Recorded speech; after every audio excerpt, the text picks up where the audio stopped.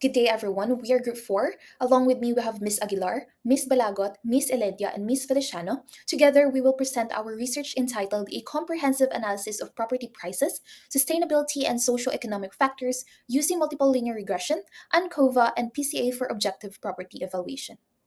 To start, the real estate market is constantly changing, and we need an unbiased way to assess property value that considers various factors like market prices, sustainability, and socioeconomic context. Traditional methods often fall short, leaving us with an incomplete understanding of the property quality.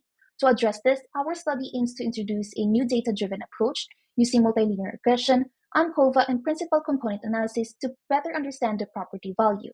By analyzing pricing indicators and sustainability measures, we can gain valuable insight for buyers and sellers in the market. The goal is to create a more comprehensive and fair property evaluation method that considers all these aspects and help us make more informed decisions in the evolving real estate landscape. Moving to our next slide, we have the goals and objectives of the study. The main goal of the study is to create a predictive model for estimating property prices upon their second sale. The model considers various predictor variables such as income, employment, health, barrier, and crime score, as well as property location being in London. To achieve this, multiple linear regression was used to analyze the variable listed in the table. To ensure reliable and meaningful estimates from this model, certain assumptions must be met. We used the Shapiro-Wilk test on the raw data to assess normality, but found that the data did not follow a normal distribution at 5% level of significance. To address this, we removed outliers and applied a log transformation on all quantitative variables, but the normality assumption remained elusive. Due to time constraints, further tests to confirm the normal distribution of residuals could not be conducted. Moreover, the Beans test confirmed the homogeneity of variances among the variables, while the Durbin-Watson test showed that observations are independent, meeting the assumption of independence at significance level of 5%. On the other hand, multicollinearity was detected between income score and employment score based on the variance inflation factor and tolerance values. These variables were removed from the model to avoid skewed results and broader confidence intervals, making the analysis unreliable. The researchers proceeded to build the model with the four remaining variables to achieve the first objective of the study. The test of overall significance on the model with four variables revealed its significance in predicting the variable price too. This indicates that the regression model provides valuable information and the predictors as a group have a significant relationship with the dependent variables. In practical terms, the model is useful for making predictions and understanding the relationship between the independent and dependent variables. However, upon individual testing of each variable's significance in the full model, it was found that crime score is an insignificant predictor. This suggests that further improvements can be made to the model until all predictor variables are significant. To refine the model, two additional models were constructed using automatic search procedures, forward and backward stepwise regression. These models iteratively selected the most important predictors for the final model. The table presented compares the three models generated in the analysis, showing variations in the number of predictor variables, 4 for the full model, 3 for the forward stepwise model, and 2 for the backward stepwise model. All predictor variables in both backward and forward stepwise regression models were found to be significant, making them reliable in estimating price too. To determine the best fit model, the adjusted R-squared values were compared, favoring higher values closer to 1, making the forward stepwise regression model the best fit, utilizing health score, barrier score, and reg London as predictors. Similarly, the RMSE values also supported the forward stepwise model as the best fit for predicting price too, as it had the lowest RMSE values, indicating better model performance with smaller prediction error. Overall, we found a positive correlation between health score and price too, indicating that properties with better health conditions and fewer environmental challenges tend to command higher prices. Conversely, a higher barrier score was associated with a decrease in price too, suggesting that properties with easier access to housing and local services are more appealing to investors, leading to a higher demand. The significance of London location as a predictor highlights its role in determining the property's location, particularly whether it's within or outside London. Given London's reputation as a highly liquid real estate market where properties are readily bought and sold by investors, the variable London's impact on price too is understandably significant. Discussion dives into the distinct impact of EPC ratings on property prices while considering IMD scores as a control variable. Before analysis, several assumption tests were conducted, including the normality assumption test, revealing a violation in the dataset. Despite researchers' awareness of the importance of adherence for reliable statistical analysis, various data transformations failed to fully align the data. The researchers openly acknowledge and grapple with this limitation, opting to integrate the most optimal transformation based on maximum assumptions fulfillment.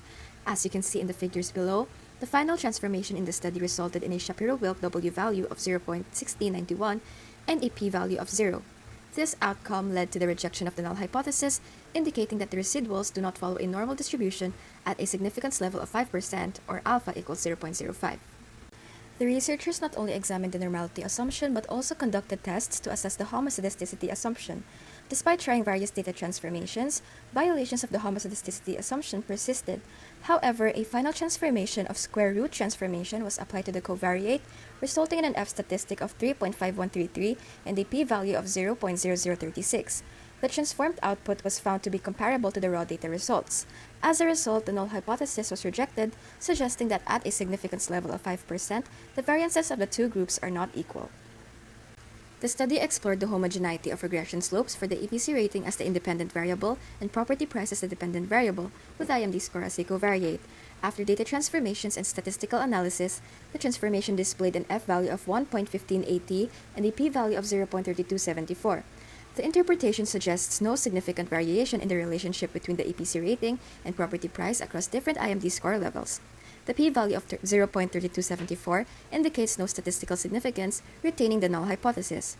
Thus, the regression slopes exhibit homogeneity, supporting a stable association between EPC rating, property price, and IMD score. A significant test, this examined the relationship between the EPC rating and price too, considering the influence of IMD score as a covariate. The results show a low F value of 1.2102 and a p-value of 0.3015. This suggests that there is a weak or possibly non-existent relationship between the EPC rating and price too when accounting for IMD score. In other words, after accounting for the IMD score, EPC rating does not significantly impact the price too. However, it's important to note that studies' limitation including the violations of normality and homogeneity of variances assumptions, which could have affected the outcomes. No further follow-up questions, effect sizes, or post hoc tests were conducted due to non-significant results.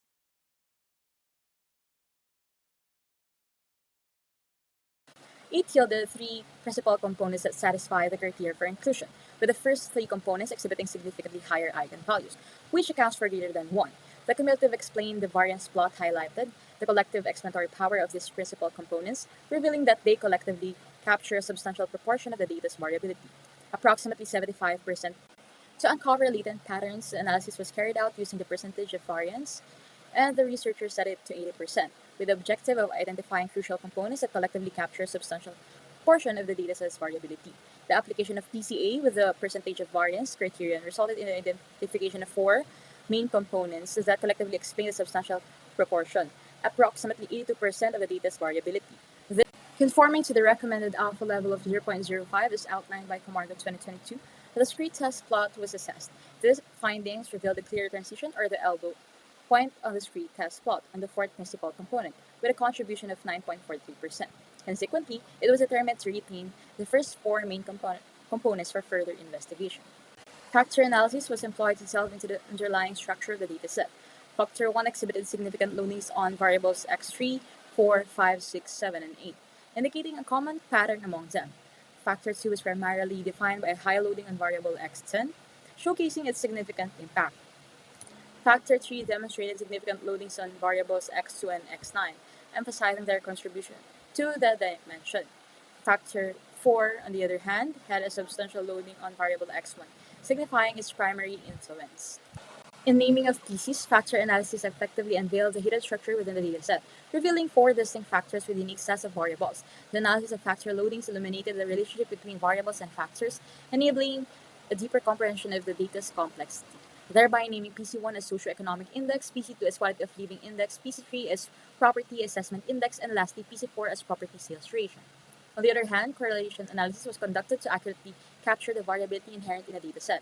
The correlation analysis post-PCA showcases the almost orthogonal or uncorrelated nature of the principal components, with substantial correlations to themselves. This characteristic signifies breakthrough in the dimensionality reduction, implying successful extraction of essential information from original variables. The lack of correlation among principal components indicates their independence, each representing a distinct and non-redundant pattern of variability. This aspect simplifies interpretation of the underlying data structure, enabling identification of important trends. We use the four principal components discovered by PCA to perform a multiple linear regression analysis. Surprisingly, the regression coefficients p-values were all determined to be 1.0, indicating that there was no statistically significant difference. Here are the tables from the multiple regression analysis. As a result, despite the fact that the indices derived from the PCA are interdependent, the variables socioeconomic index, quality of living index, property assessment index, and property sales duration, used interchangeably as both dependent and independent variables, do not appear to interact in a statistically significant manner based on linear relationships. This demonstrates that PCA has been implemented properly because its objective is not to associate one factor or index with another. Conclusions. For Objective 1, our research has successfully developed a robust predictive model for property prices through the implementation of multiple linear regression and impact. However, caution must be exercised in interpreting the findings due to the assumption of violations. Additionally, the results of the significance test indicated that with IMD score as a covariate, EPC rating had little to no significant impact on price 2 within the studied sample. These findings suggest that the statistical significance of the relationship between EPC rating and price 2 is limited when accounting for IMD score. It was revealed that there are four distinct property factors: socioeconomic index, quality of living index, property assessment index, and property sales duration. High loading variables in these components reveal key influences, while the orthogonal nature of components prevents multicollinearity and aids interpretation. PCA's ability to reduce complexity while retaining data variance underscores its effectiveness. For recommendations, we must address data analysis issues with appropriate measures for accuracy, tailor corrective actions based on unique analysis challenges, then choosing missing data handling methods like imputation and deletion, address outliers with elimination or transformation, then future studies should consider income and employment factors using techniques like ridge regression. Lastly is to employ cross-validation to assess model performance and prevent overfitting.